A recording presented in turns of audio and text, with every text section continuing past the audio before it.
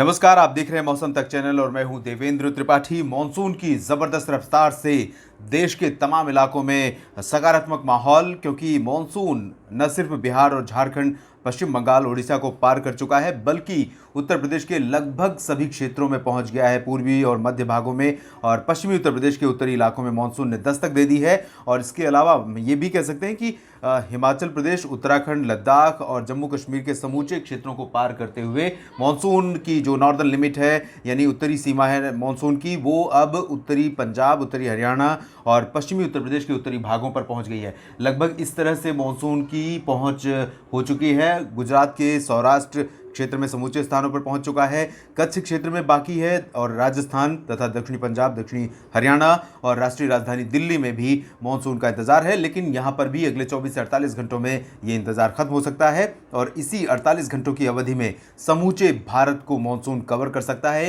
ये एक रिकॉर्ड होगा, क्योंकि 14 या 15 जून तक पूरे देश में मॉनसून का पहुंच जाना ये आम मौसमी स्थिति नहीं है। आमतौर पर ऐसा देखने को नहीं मिलता है।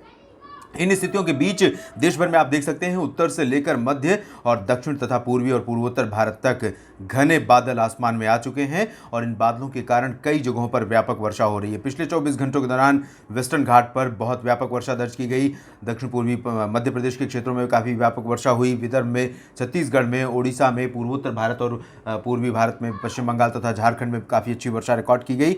अब आगामी 24 घंटों की अगर हम बात करें, 14 जून के देश भर के मानसून वर्षा की बात करें, तो सबसे पहले शुरुआत करते हैं पूर्वी और पूर्वोत्तर भारत के क्षेत्रों से, जहां पर सभी क्षेत्रों को मानसून कवर कर चुका है। यहां अरुणाचल, असम, मेघालय से लेकर मणिपुर, मिजोरम, त्रिपुरा और सिक्किम तथा नागालैंड और मेघालय, इन सभी क्षेत्रों में कई जगहों पर व्यापक वर्षा होने की संभावना है। बारिश की तीव्रता ज़्यादातर जगहों पर हल्की से मध्यम, कुछ स्थानों पर भारी हो सकती है। और इसके अलावा गंगीय पश्चिम बंगाल, उप हिमालयी पश्चिम बंगाल, बिहार, झारखंड, उड़ीसा, ये आप रीजन देख सकते हैं।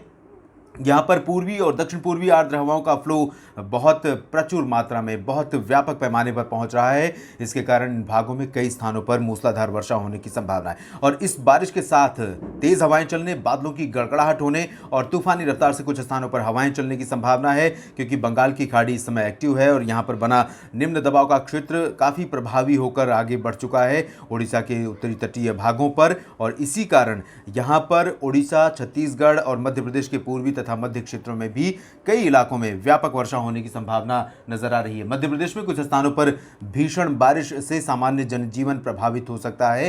होशंगाबाद, बैतूल और आसपास के इलाकों में, यहां तक कि भोपाल और अशोकनगर, गुना, इन सभी क्षेत्रों में भी कई जगहों पर मूसलाधार वर्षा की गतिविधियां देखने को मिल सकती हैं। इंदौर, उज्जैन, रतलाम समेत जो पश्चिमी मध्य प्रदेश के क्षेत्र हैं, इन भागों में अपेक्षाकृत बहुत अधिक बारिश की संभावना या आशंका फिलहाल नहीं है, लेकिन बारिश यहां पर भी देखने को मिलेगी। मध्य भारत के बाकी हिस्सों की बात करें तो महाराष्ट्र के विदर्भ, मराठवाड़ा और मध्य महाराष्ट्र तथा कोंकण गोवा में सबसे अधिक वर्षा होने की संभावना है। अलीबाग से लेकर सिंधुदुर्ग, रायगढ़, रत्नागिरी तक, इन सभी क्षेत्रों में व्यापक वर्षा होगी। जबकि हम अलीबाग से उत्तर की तरफ अगर चलेंगे तो यहाँ मुंबई से लेकर ठाणे और पालघर, इन क्षेत्रों में अपेक्षाकृत कम बारिश होगी, लेकिन मुंबई पर भी काफ़ी एक्टिव मानसून की सर्ज रहेगी और कई जगहों पर यहाँ पर मानसून की लगातार बरसात यहाँ देखने को मिल सकती है। और लगातार इंसेसेंट रेन जो होती है मुंबई और आसपास के उपनगरीय क्षेत्रों में, इसके कारण वाटर लॉगिंग की जो समस्या है उसके चलते यहाँ लोकल ट्रेन सेवाएं प्रभावित होती हैं। तो आपको बहुत ज़्यादा एहतियात बरतना होगा और बारिश का जो पूर्वानुमान है, रियल टाइम एक्सपेक्टेशन है, उसको ध्यान में रखते हुए ही मुंबईकर्स को बाहर निकलना चाहिए, ये मेरा सुझाव रहेगा। मुंबई, महाराष्ट्र के जो बाकी इलाके होंगे, पुणे, नासिक, नागपुर, सांगली, सतारा, इन सभी क्षेत्रों में भी मूसलाधार मानसूनी बौछारें गिरने की संभावना है। तेलंगाना, आंध्र प्रदेश, तमिलनाडु और आंतरिक कर्नाटक, ये जो रीजन होगा, यहाँ पर इंटेंसिटी एक जैसी रहेगी। काफ़ी अच्छी रफ्तार से पश्चिमी और आर्द्र हवाएं चलेंगी और इन भागों में घने बादल लगातार बने रहेंगे। बारिश की गतिविधियां हल्की से मध्यम कई जगहों पर होंगी।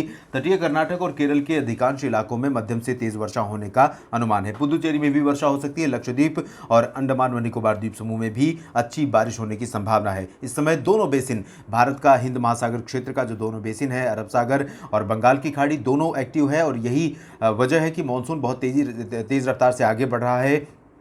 ये एक रिकॉर्ड हो सकता है इस बार साल 2021 में, और ये लगातार तीसरा वर्ष होगा जब मानसून सामान्य रहने जा रहा है। और जून में खासतौर पर इन 3 वर्षों में तुलना करेंगे तो जून का जो परफॉर्मेंस है वो बीते 2 अच्छे मानसूनों की तुलना में काफ़ी अच्छा रहा है। उत्तर भारत की तरफ चले तो यहाँ पर पश्चिमी उत्तर प्रदेश, पूर्वी उत्तर प्रदेश के क्षेत्रों में कई इलाकों में वर्षा होगी, मध्यम से तेज़ बारिश का अनुमान है। यहाँ वाराणसी, सोनभद्र और प्रयागराज से लेकर प्रतापगढ़, आजमगढ़, गोरखपुर, बलिया, बहराइच, बस्ती, इन सभी क्षेत्रों में कई जगहों पर काफ़ी अच्छी वर्षा हो सकती है।